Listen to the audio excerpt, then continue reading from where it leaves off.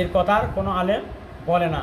তবে আল্লাহর হুকুম যারা যথাযথভাবে পালন করে, আমি যদি আল্লাহর প্রত্যেকটা হুকুম পালন করি, আমি আশাবাদী আল্লাহ তাআলা আমাকে জাহান্নামে দেবেন না।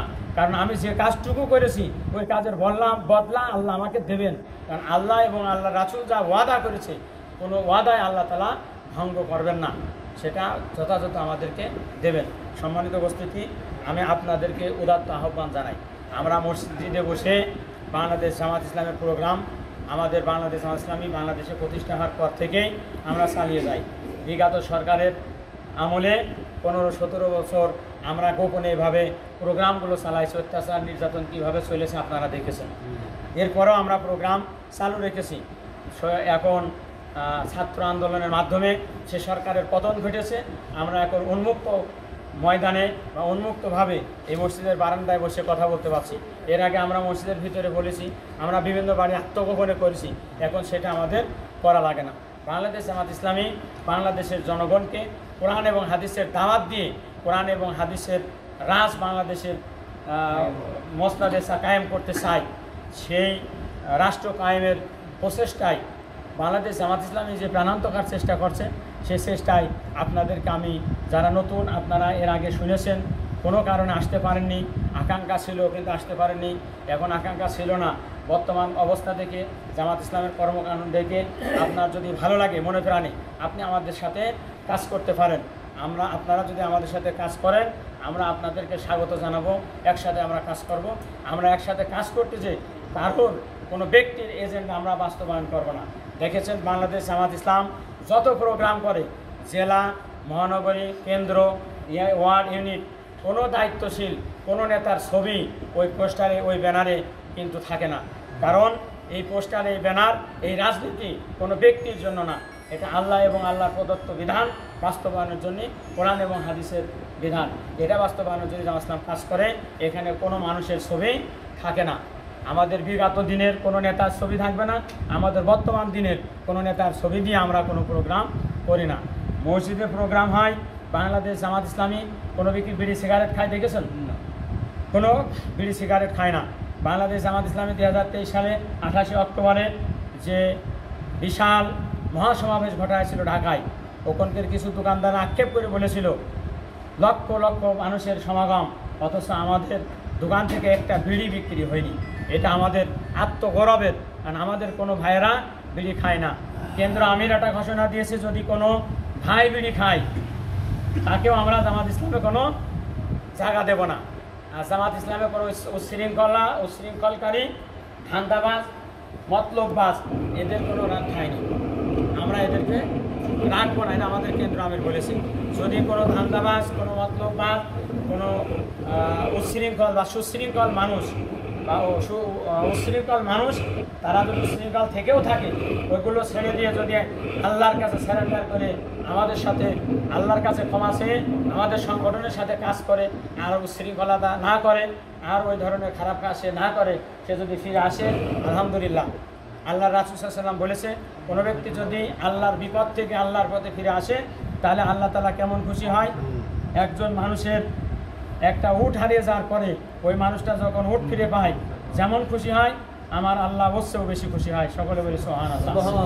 এই পথহারা মানুষ, দিনের খারাপ কাজ করা মানুষগুলো যদি আল্লাহর জন্য ফিরে আসে, খারাপ কাজগুলো ছেড়ে যদি চলে আসে, এই লোকটা আল্লাহ এই লোকের প্রতি খুশি হয়। এবং সেই ব্যক্তি আছে নিষ্পাপ শিশুর মতো, সে যদি সেটা ছেড়ে আসে, এসে ভালো কাজ করে, আমরা তাকে খারাপ কাজের জন্য খারাপ কাজের কথা বলবো না, আমরা বর্তমান ভালো কাজের ব্যাপারে তাদেরকে বলবো। এই আশাবাদ ব্যক্ত করছি। আমি বেশি দীর্ঘায়ু আলোচনা করতে চাইছিলাম না, তারপরও প্রসঙ্গক্রমে কিছু কথা না বললে নাই, তাই আমি বললাম। এই সমস্ত আলোচনাগুলো আপনারা মসজিদের মেম্বার থেকে শুনেছেন। অনেক ইমাম সাহেবগণ মসজিদ থেকে কথা বলতে পারেনি, কোরআনের কথা বলেছে। এমন বীর পুরুষ এই সমাজে আছে যারা কোরআনের কথা সে কিছুই জানে না, অথচ তার বিরোধিতা করেছে, আপনি আমার বিপক্ষে বলেছেন। কোরআন যে কথা বলছে সেটা আমার বাপের, আমার 14 গোষ্ঠীর বিপক্ষে গেলে এর জন্য কোরআন মুছা যাবে না, কোরআন পাঠা যাবে না। ওই ইমামের কোনো দোষ নাই, আমার দোষ, আমার বাপ, আমি সহজ আমার 14 গোষ্ঠীর দোষগুলো যদি মুছে ফেলি, কোরআন আমার বিরুদ্ধে আর বলবে না।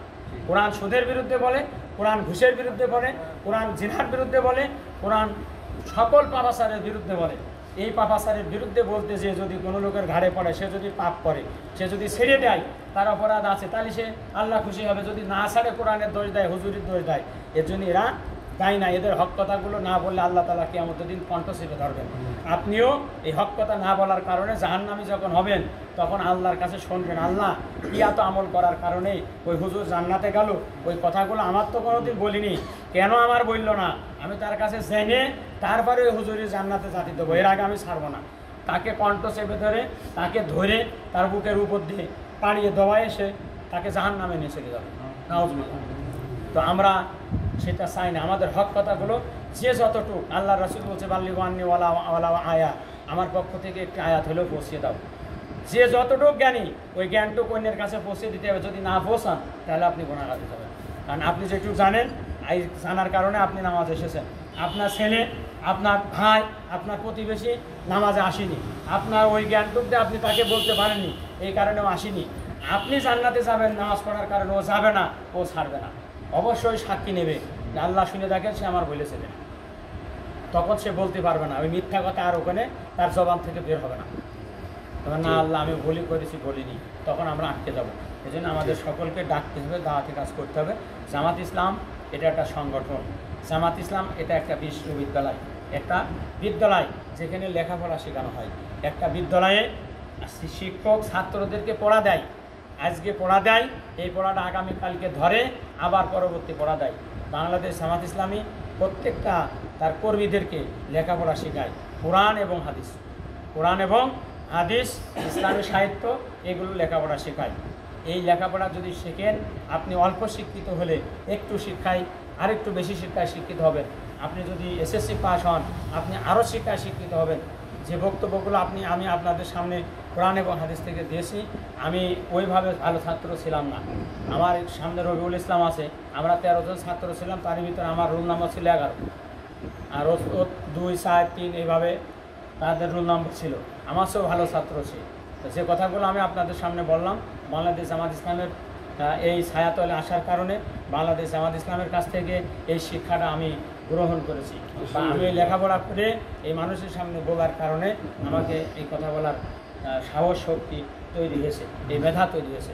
আপনারাও আসেন, যদি আমাদের সাথে থাকেন, কাজগুলো করেন, লেখাপড়া করেন, বই পড়েন, রিপোর্ট রাখেন, তাহলে দেখবেন আপনারাও জ্ঞানী হবেন, মানুষকে জ্ঞানের কথা বলতে পারবেন।